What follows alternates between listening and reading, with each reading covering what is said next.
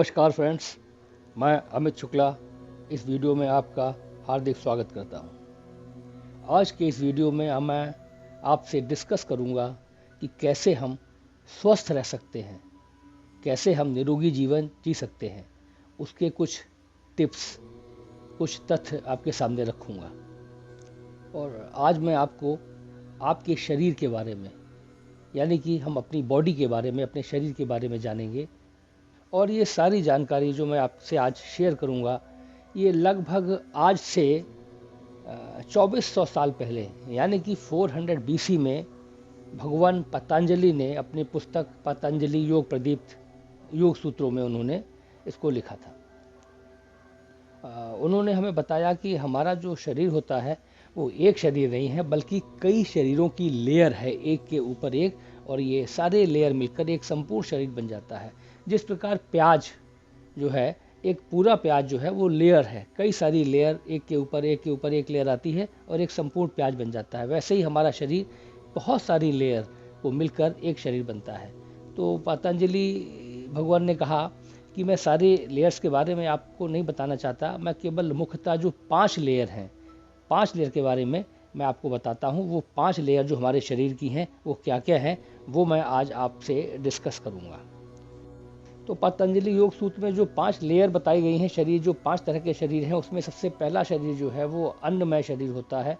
दूसरा शरीर जो है वो मनोमय शरीर है। तीसरा प्राणमय शरीर है। चौथा विज्ञानमय शरीर है और 5वां आनंदमय शरीर है।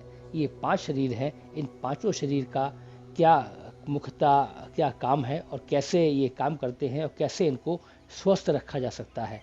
एक बात मैं और यहाँ पर आपको बता दूँ कि जो सबसे आउटर लेयर है वो सबसे ज़्यादा मजबूत दिखती है, उसके बाद वाली और डेलीगेट यानी कि और सूक्ष्म सूक्ष्म सूक्ष्म होती जाती हैं। लेकिन जो सूक्ष्म है वो सदैव स्थूल से ज़्यादा स्ट्रांग होता है। इस बात को आप याद रखिएगा।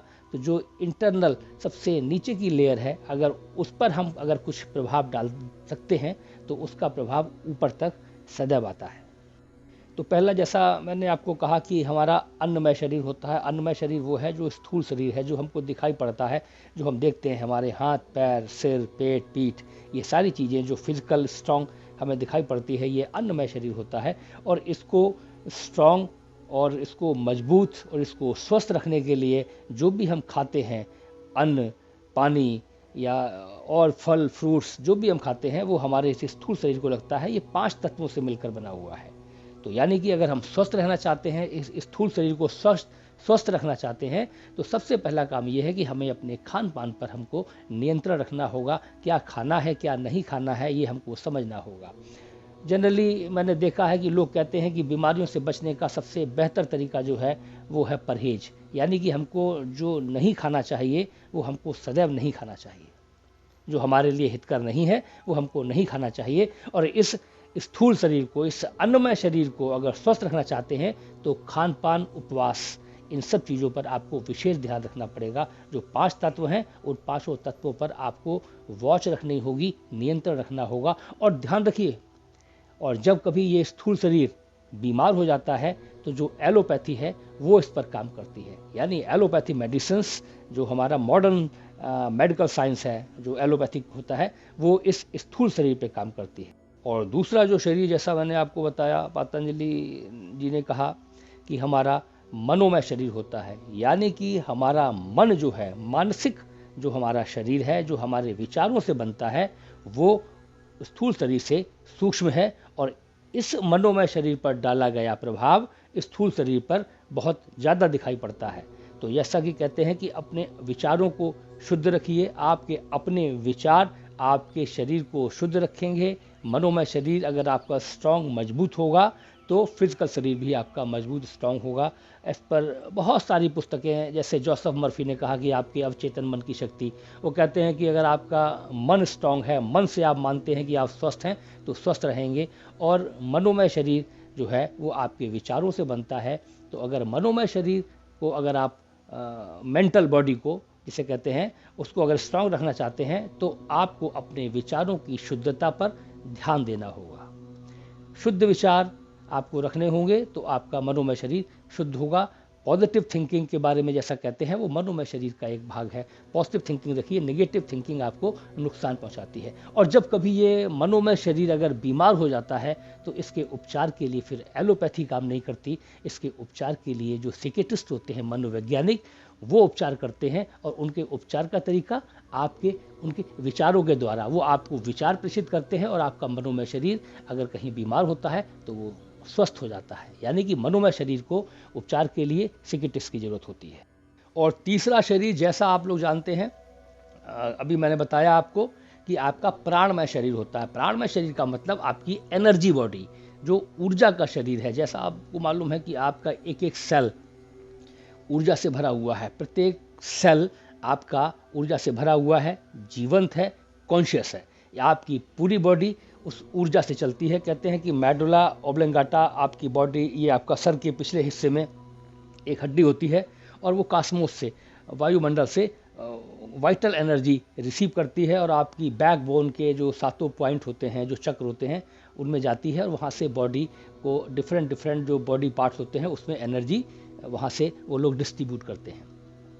तो जो ऊर्जा का शरीर होता है, इस ऊर्जा के शरीर को स्वस्थ रखने के लिए हमारे लिए अगर कभी ये शरीर अस्वस्थ हो जाता है, ऊर्जा का शरीर, कहीं एनर्जी ब्लॉकेज हो जाती है, तो कहते हैं कि बहुत सारे उपचार हैं, जैसे रेकी, वो एनर्जी से आपकी बॉडी को ठीक कर देते हैं।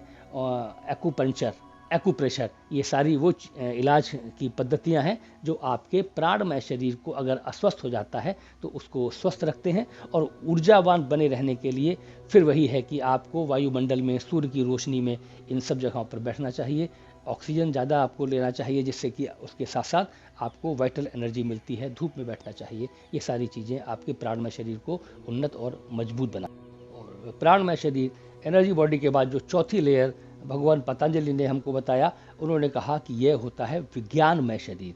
विज्ञानमय शरीर को अगर आम भाषा में कहा जाए तो भाव शरीर, यानी कि भावनाओं का शरीर, यानी कि इमोशनल बॉडी।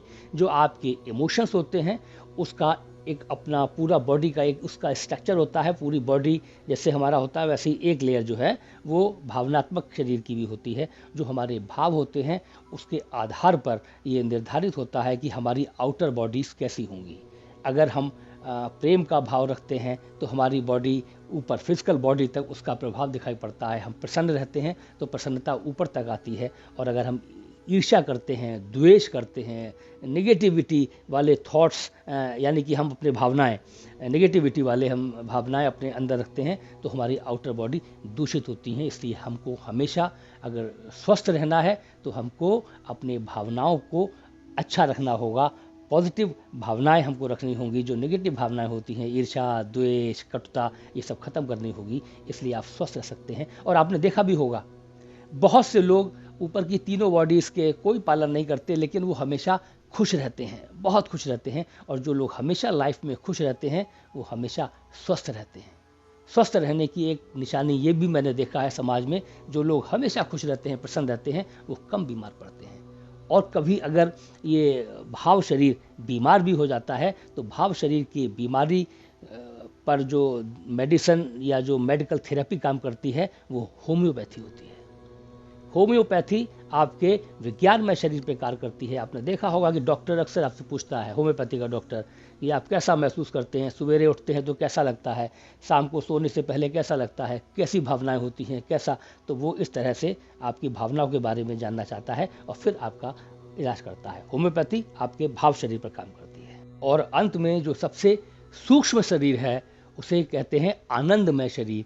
और आनंदमय शरीर जो है वो आपको आनंद की प्राप्ति जिस जगह से होती है, जब आप आनंदित होते हैं, बहुत आनंदित होते हैं, तब वह आपका जो आनंदमय शरीर है वो बलिष्ठ, बलवान और मजबूत होता है। और जब वो बलिष्ठ, बलवान और मजबूत होगा तो ऊपर की चारों लेयर अपने आप ही मजबूत और बलिष्ठ होंगी। लेकिन आनंदमय शरीर पर आपका एक्सेस केवल एक तरीके से है, यानी कि आनंदमय शरीर को मजबूत करने का केवल एक तरीका है। तो भगवान पतंजलि ने बताया कि आनंदमय शरीर को मजबूत करने के लिए केवल ध्यान की आवश्यकता होती है। जब आप मेडिटेशन करते हैं तो आपकी जो इनर लेयर है, जिसे आनंदमय शरीर कहा गया, वो मजबूत होती है। ध्यान करिए, आनंदमय शरीर को मजबूत करिए तो आपकी आउटर बॉडीज़ अपने आप मजबूत होंगी।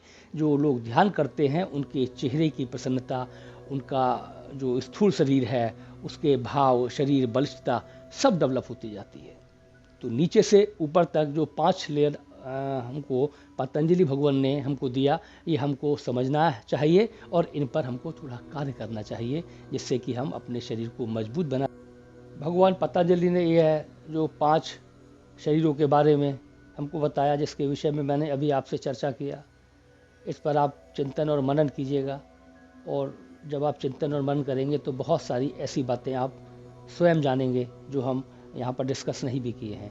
क्योंकि अक्सर ऐसा होता है जिस चीज़ के बारे में हम लोग नहीं जानते वो इग्नोर कर देते हैं, और जब हम उसके बारे में कुछ जान जाते हैं तो बहुत सारी नए आइडियाज़, विचार, तरीके हम एक्सप्लोर करते हैं। तो इसलिए इन 5 शरीर के बारे में हमने जाना, इसको आप पालन करिए। इनको बलिष्ठ और मजबूत करने के लिए जो भी तरीके हो सकते हैं उनका पालन करिए और स्वस्थ जीवन प्राप्त करिए। आज के वीडियो में आपने जो मुझे समय दिया, मेरे वीडियो को आपने सुना, उसके लिए मैं आपका हृदय से आभार प्रकट करता हूँ। धन्यवाद। अगले किसी वीडियो में किसी अन्य विषय के साथ आपके सामने उपस्थित होऊंगा। मुझे आज्ञा।